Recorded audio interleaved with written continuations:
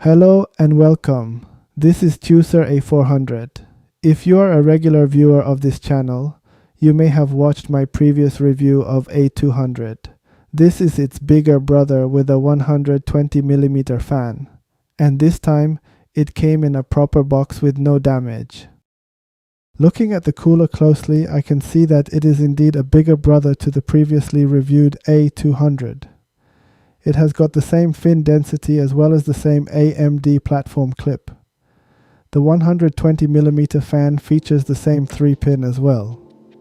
The fan is probably fixed RPM with pseudo RGB. Allow me to compare this to the A200 and Thermalright Assassin.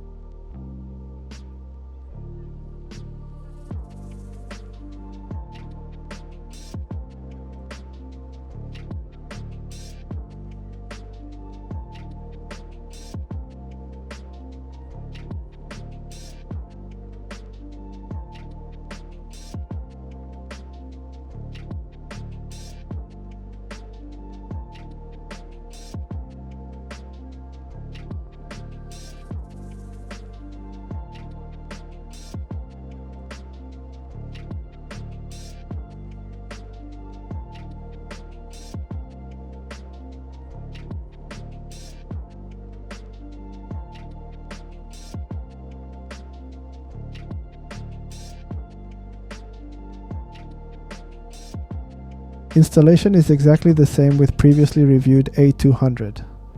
However, this time I've taken off the top VRM heatsink to free up space so that I can install much easier.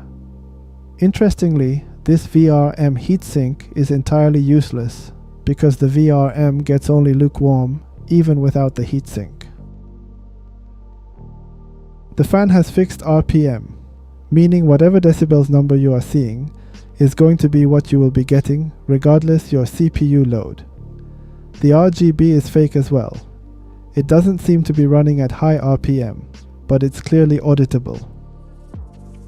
Testing the heatsink is done by using a render test by using the Blender application. I render a scene I made by using CPU. I start off using all threads to push it to the max. If it thermal throttles, then I reduce the number of active threads to use to reduce the TDP.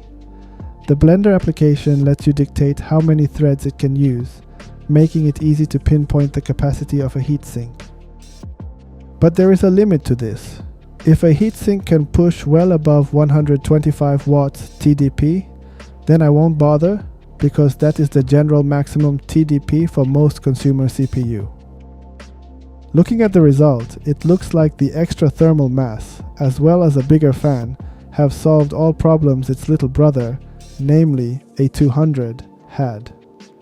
Its cooling capacity is rated for 160 watts TDP, apparently, which is more than enough to handle the majority of consumer CPUs. Only the highest end CPU will overload this cooler. I am quite surprised at how effective this cooler is. The fan runs at only 1300 RPM, yet it's handling 160 watts TDP.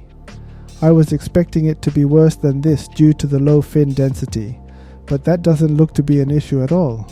Overall, color me surprised. In conclusion, not bad at all. This heatsink cost me $25. Which is on par with Thermalright tower coolers in my country. Therefore, price-wise strictly, this is not really an attractive choice. The mounting mechanism is outdated as well, although it is quite ideal for AMD platforms. But the bottom line is that its cooling capacity is surprisingly decent for its price in spite of looking cheap. And probably the most interesting point of this cooler is the fixed 3-pin fan.